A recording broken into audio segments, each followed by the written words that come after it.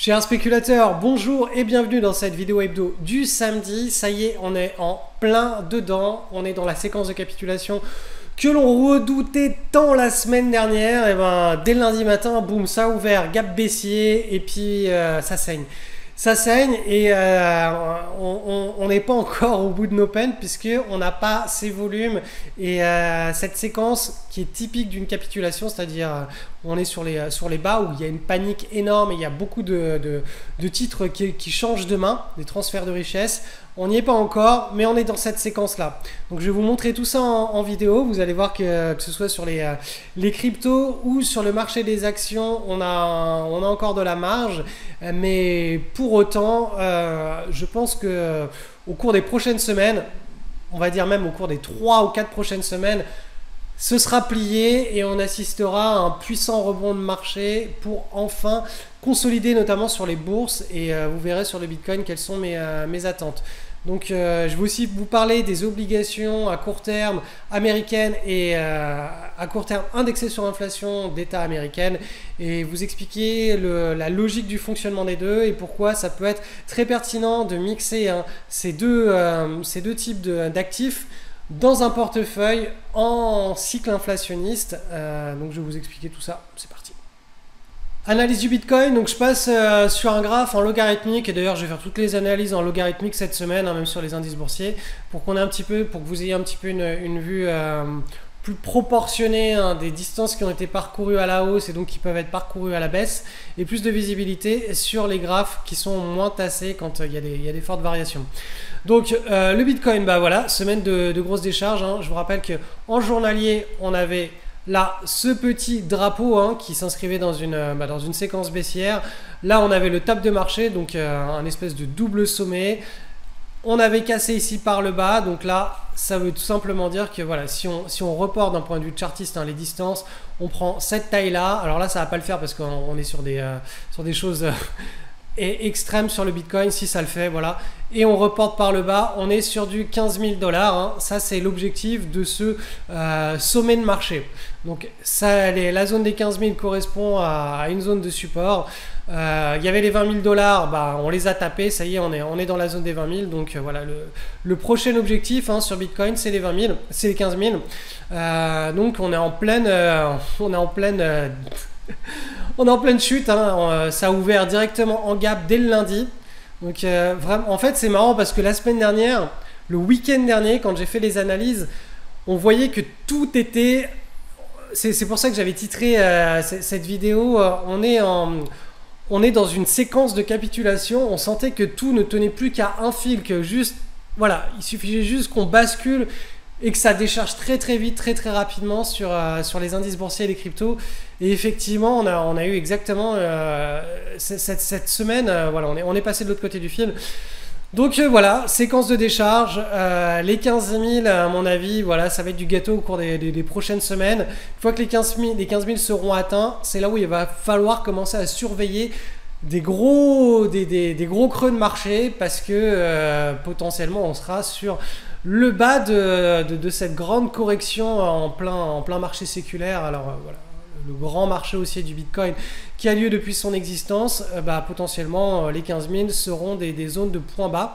Donc si c'est le cas, on devrait avoir une volatilité qui au cours des prochains mois, deuxième partie de l'année 2022, va se calmer. Notamment en hebdomadaire, on devrait avoir une belle consolidation.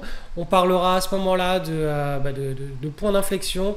Et si ça casse par le haut, là, ce sera le moment de revenir agressivement sur le Bitcoin et le marché des cryptos. En tout cas, pour le moment, voilà, tout ce qu'on peut en attendre, c'est au mieux, si là on est déjà sur les points bas, il faut que la volatilité se calme et que pendant plusieurs mois, on ait une grosse pattern qui stabilise la volatilité en hebdomadaire et au pire on va assez rapidement sur les 15 000 et c'est là où on devra surveiller une contraction de la volatilité suite à, je vous le rappelle, en hebdomadaire, vous voyez ces bandes de Bollinger ici en hebdomadaire, elles étaient bien contractées, boum, maintenant on a une explosion de la volatilité. Donc là maintenant, voilà, la volatilité, bande de Bollinger en pleine divergence. cette volatilité, elle va amener beaucoup de bougies rouges en journalier et probablement en hebdomadaire jusqu'au 15 000. Donc voilà, affaire à suivre en tout cas. Tous les holders qui aiment bien voir le Bitcoin dévisser et qui sont là pour le prochain siècle sur cette crypto-monnaie, bah, typiquement quand il y a des grandes bougies baissières en rouge comme ça en hebdomadaire, c'est des moments où ils aiment bien en accumuler et faire les soldes.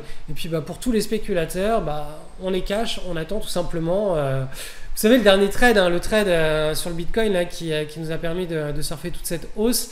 Si vous regardez un petit peu l'historique des vidéos, d'ailleurs j'en parlerai dans les emails privés de cette semaine. Hein. Si vous n'êtes pas inscrit, le lien est en description. J'ai attendu 2 ans avant de le placer, ce trade. 2 années. Donc là, on est reparti sur la même logique. On est reparti sur 1 an, peut-être 2 ans d'attente depuis le dernier plus haut du Bitcoin. Donc affaire à suivre. Mais voilà, c'est ça la spéculation. C'est surtout ne pas tirer sur tout ce qui bouge, attendre que tout soit bien propre. Et puis bah, là, on a beaucoup de facilité à spéculer quand on est très patient. Allez, petite analyse rapide du gold coté en euros. Donc on est toujours dans la construction de cette consolidation. Donc cette semaine, on est en hebdomadaire là. Donc cette semaine, petite séance, petite semaine de hausse. On est en train de tasser la volatilité. Donc peut-être qu'on aura même un espèce de triangle comme ceci qui se formera. En tout cas voilà, le gold coté en euros, on est toujours dans la construction de notre marge d'escalier. Le gold coté en dollars, le dollar étant très fort, on a une pattern qui est beaucoup plus large dans le temps. On a ici, depuis le début du mois de mai, un double creux qui est en train de se former. Donc vous voyez que là, on a notre pivot qui est clairement identifié et que si on vient à le casser en hebdomadaire par le haut, on pourra prolonger tout simplement ce grand triangle. Alors déjà, ça, je peux maintenant vous enlever tout ça. Voilà, pour qu'on ait une vision un petit peu plus propre de ce qui nous attend. Il y a un gap à combler ici en hebdomadaire. Donc, probablement ce sera le gap qui permettra de continuer la contraction de la volatilité avant d'arriver à la fin de ce triangle chartiste. Et ce que l'on attend, c'est une cassure par le haut de cet énorme triangle chartiste que vous pouvez retrouver notamment en mensuel sur le gold coté en dollars. Donc rien d'extraordinaire, à mon avis, encore pendant pas mal de mois. Sur le gold coté en dollars, ce sera de la latéralisation avec une baisse de la volatilité. Alors, je vais faire une petite analyse rapide du marché obligataire qui est pareil, qui est lancé dans une séquence de potentielle capitulation. On m'a demandé dans les élèves pourquoi est-ce que les obligations à court terme indexées sur l'inflation baissaient plus que les obligations court terme américaines basiques. En fait, j'ai pas vraiment compris la question, on me l'a envoyé par mail. L'équipe m'a demandé de la traiter sur la vidéo. Je vais vous montrer pourquoi. Parce que en fait, c'est pas le cas. Les VTIP, donc c'est des obligations américaines d'État qui elles doivent avoir une échéance de 1 an et demi, 1,6 ans, peut-être 1,7 ans. Vous voyez, elles sont en train de stabiliser, elles sont proches des plus hauts historiques. Elles ont lancé un beau rallye, elles stabilisent, elles gardent leur valeur et elles versent, je sais pas, des coupons peut-être autour de 3,8% par an. Et de l'autre côté, on a, alors où est-ce que c'est? Tac, tac, tac. Le 2 ans, le T-Note 2 ans, donc là on voit que c'est pas la même histoire. Lui a bien baissé, il n'est pas du tout en train de stabiliser. Certes, il verse aussi des coupons intéressants qui sont moindres que ceux du VTIP, mais voilà, on n'a pas du tout la même tronche. C'est pour ça que les obligations, quand on est en période d'inflation, l'idée pour pas s'exposer aux hausses des taux d'intérêt, pour pas que la valeur nominale de nos obligations baisse trop fortement, c'est de baisser les échéances de temps, donc aller sur des obligations à beaucoup plus court terme du type entre 1 et 3 ans et à la limite de les mixer avec des obligations à court terme indexées sur l'inflation. Donc ça permet que tout simplement quand on a des cycles inflationnistes, ça ne monte pas en ligne droite. On a une poussée d'inflation, Ensuite, cette poussée d'inflation, elle peut atteindre par exemple 8%. Ensuite, elle va redescendre, on va dire 5%. Puis après, elle va repousser à 10%. Après, elle va redescendre à 8%. Vous voyez, c'est des vagues, les vagues d'inflation, voilà, c'est des poussées de prix. Après, ça se normalise. C'est exact, c'est comme tout, hein. On respire, on expire. C'est pareil pour l'inflation. Donc, pendant ces périodes de montée des taux, de montée de l'inflation, les obligations à court terme, elles sont impactées, vous le voyez là, négativement, mais dans une très moindre mesure, puisque elles ont une sensibilité au taux qui est beaucoup plus faible, hein. Vous voyez que là, c'est une baisse de l'ordre de moins 4%. Et il y a des coupons qui sont versés là-dessus, hein.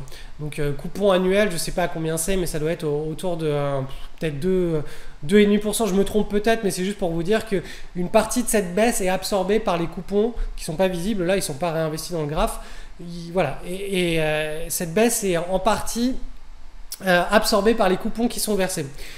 Donc ça, quand l'inflation monte, ce type d'obligation va chuter. Par contre, quand l'inflation monte, les VTIP, donc les obligations à court terme indexées sur l'inflation, elles, en valeur nominale, soit elles montent, soit elles ne bougent pas, mais en plus elles versent des coupons. Donc elles sont gagnantes.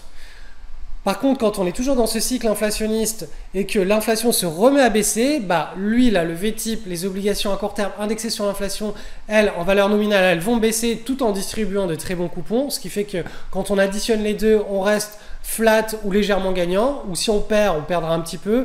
Mais de l'autre côté, les obligations d'État à court terme, elles vont rebondir. Donc, ce que je vous ai montré juste avant, ça va rebondir très fortement tout en versant un coupon. Donc, c'est pour ça que faire un mix des deux en période inflationniste, ça fait sens.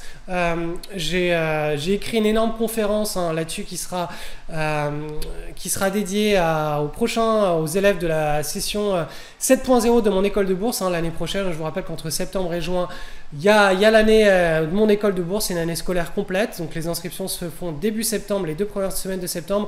Et il y aura une énorme conférence, c'est tout mon travail de recherche que j'ai appelé le grand mix obligataire en période d'inflation, en période inflationniste.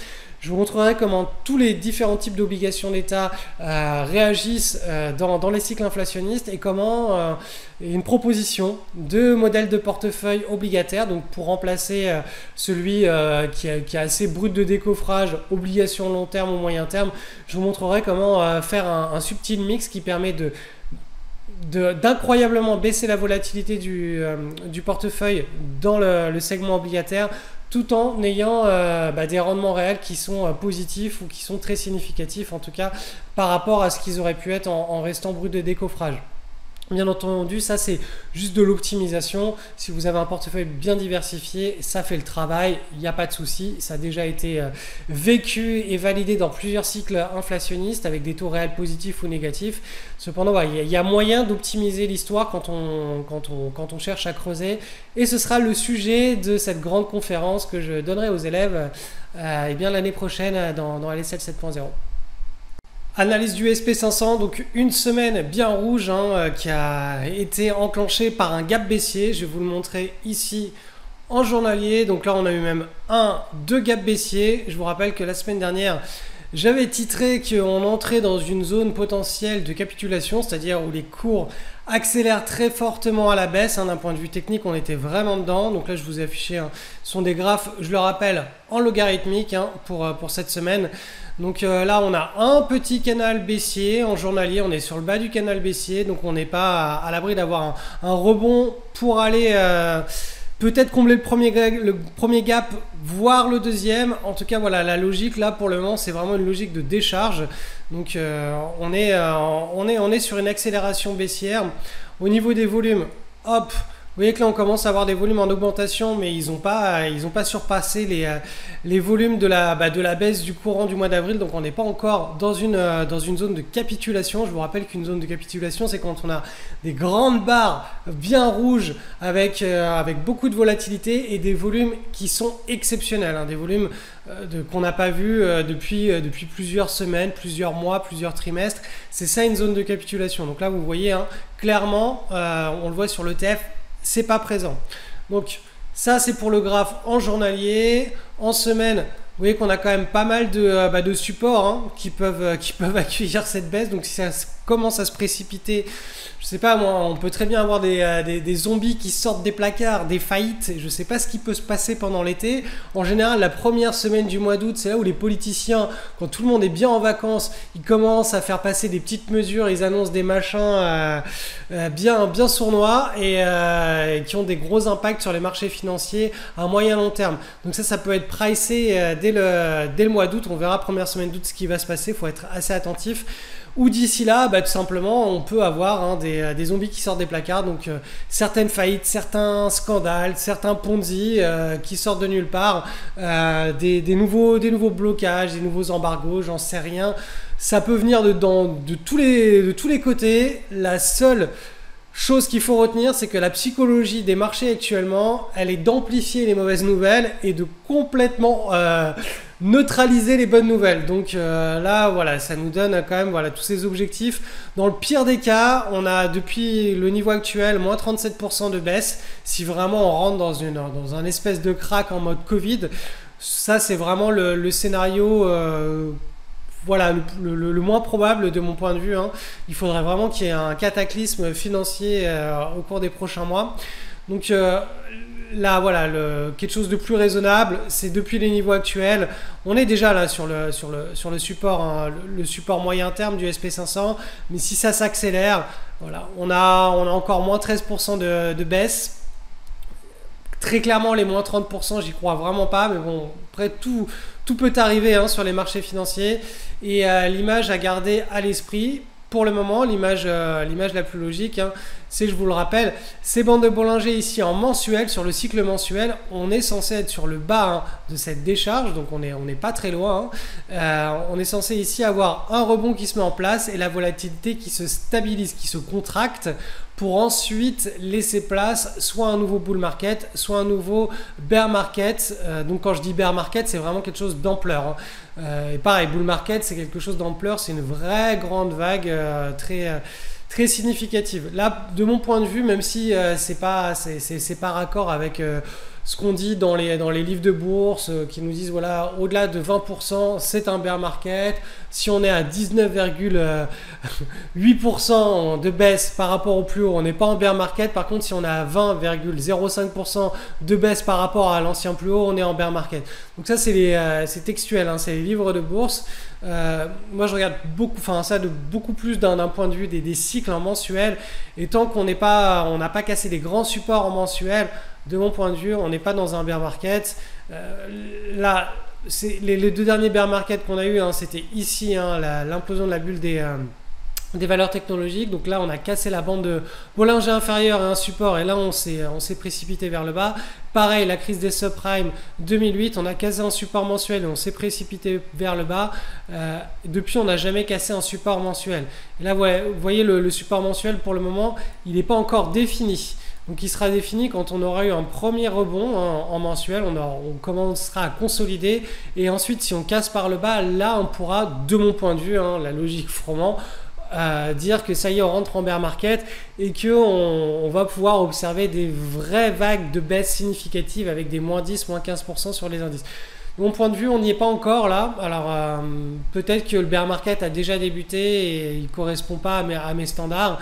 En tout cas, de mon point de vue, là, tant que la bande de Bollinger inférieure en mensuel tient, on est dans une simple consolidation, certes avec pas mal de retraces, mais c'est normal. On a vécu un tel bull market depuis le Covid. Là, c'est monté pleine balle. Là, c'est normal qu'on corrige et c'est extrêmement sain. Ce qu'on voit en mensuel, c'est absolument sain. Vraiment, voilà.